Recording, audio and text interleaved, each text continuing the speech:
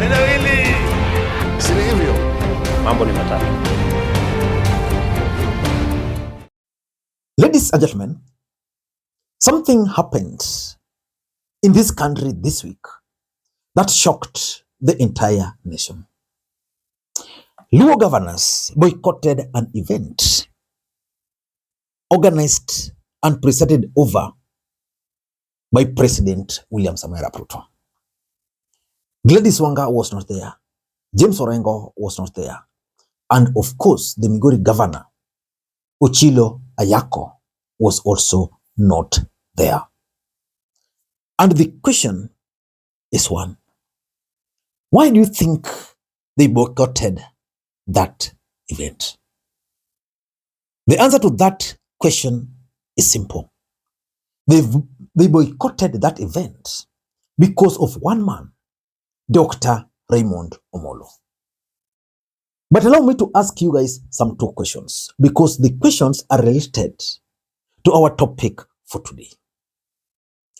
Can Luo governors force William Ruto to fire Dr. Raymond Omollo as the principal secretary for Interior, and under what grounds? For me, if you are to ask me, the ODM governors cannot force Ruto to fire Raymond Omollo, but they can use their political influence to blackmail and sabotage President William Ruto's re-election.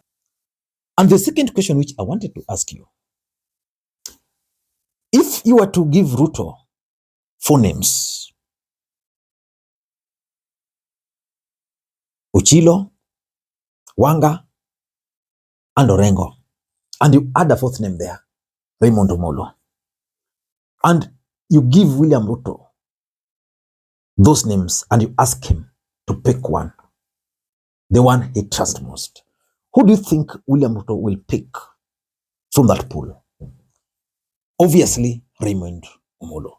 But the truth of the matter is that politically, a lot of things are happening in Luo Nyanza since the death of Raila Odinga. In this video, I want to reveal to you guys why Luo governors are very angry and very bitter with William Ruto over Raymond Omollo. Before we do that, for those who are watching this channel for the first time, please take a second or two, click the subscribe button so that next time we produce a video like this, YouTube will automatically notify you. And to the subscribers, I want to continue thanking you guys for your continued support, because without that support, this channel cannot be where it is. Ladies and gentlemen,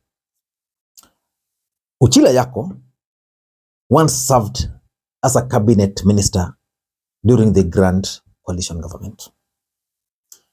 Orengo served as a minister.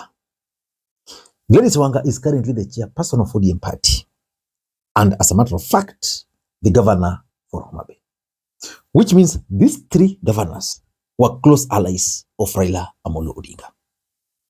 You can safely say that Raymond Omollo is also a very close ally of President William Ruto.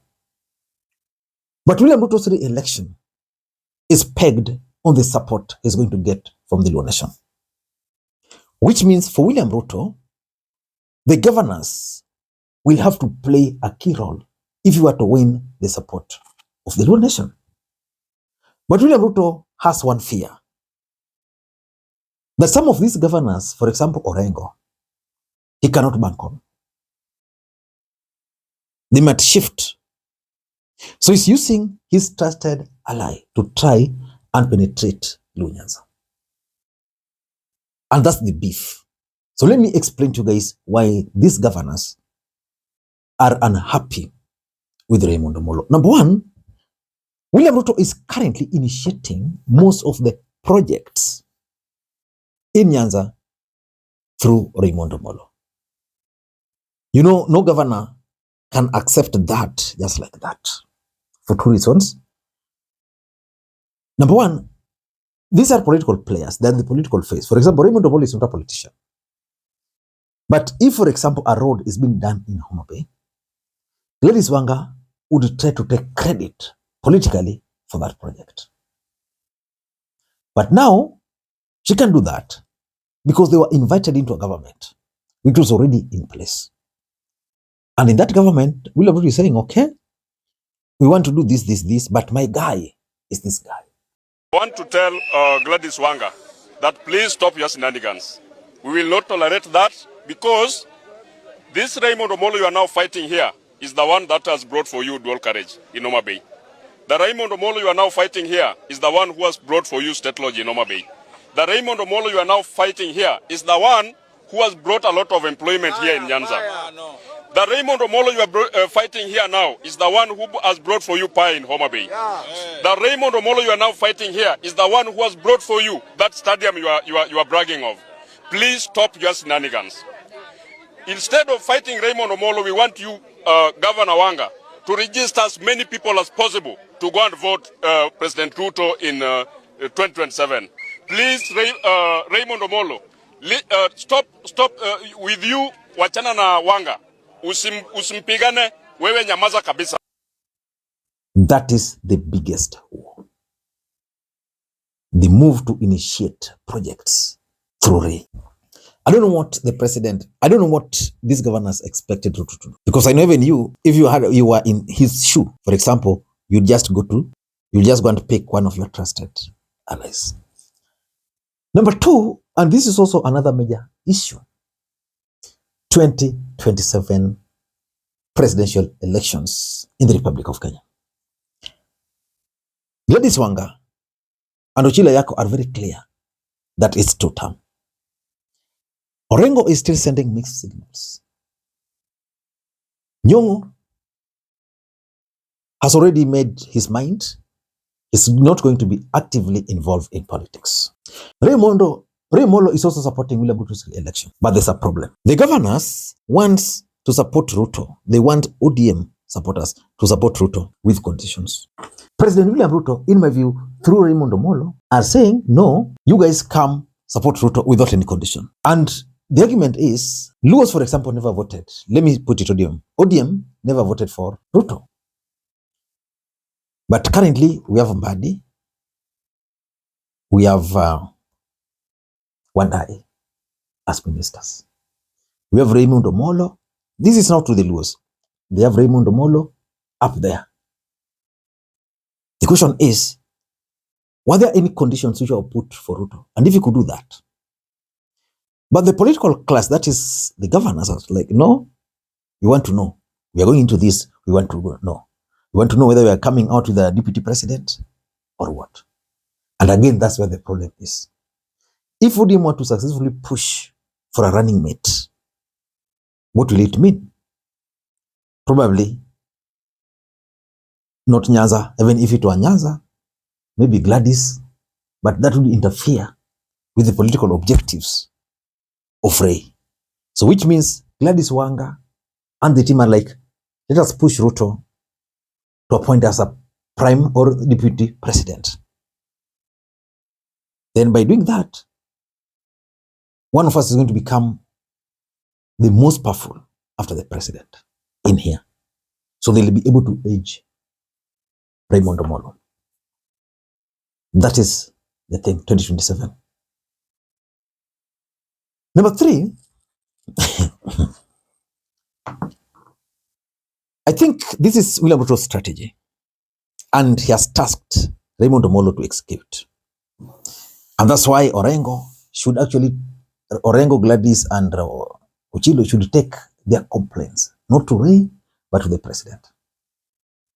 They are dealing directly with the people. Not only the people now, they are also targeting Watu wa Baba. The implication is that if they are dealing directly with the people, they will even reach out to Watu wa Governor. None of political players would want a situation where the opponent is given the leeway to deal directly with the people.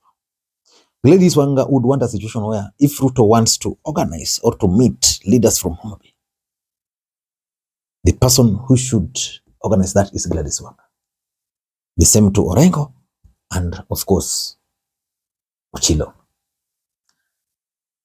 The fourth thing, and this one I don't know how they're going to deal with it, because it's going to be explosive. Raymond Omollo has embarked on voter registration exercises in Nyanza as we speak. The governors are watching and they're not part of it. They're very angry and they're very bitter. Because if you are to register 10,000 people or 20,000 people from Kisumu County, and the governor is not in control of those 20 people, or they're just seeing you there, seated, you want to become whatever, but you're not even participating in voter registration. So they want this exercise because they know and they believe this exercise is being funded by the government. They want the government to fund this project through them. But there's a problem. The problem is William Ruto and Raymond Omollo don't trust these politicians. They believe you can't bank on them fully. So they want a situation where the new voters which are registered are owned by them. Governors don't want that. And of course, lastly, they also believe that Raymond Omollo is actually supporting and sponsoring their opponents on the ground. Ochilo is accusing them of funding Makwiny. Gladys is accusing them of funding Magwanga. And of course, we were just from Kasipul, Aroko. In Siaya, Orengo is under a lot of pressure. But he's also blaming Raymond Omollo of sponsoring attacks on him. Ladies and gentlemen, I know I cannot also be wrong if I add that Raila Odinga's succession politics is also at play. Raila Odinga sold hope to Kenyans. Hope for a better Kenya tomorrow.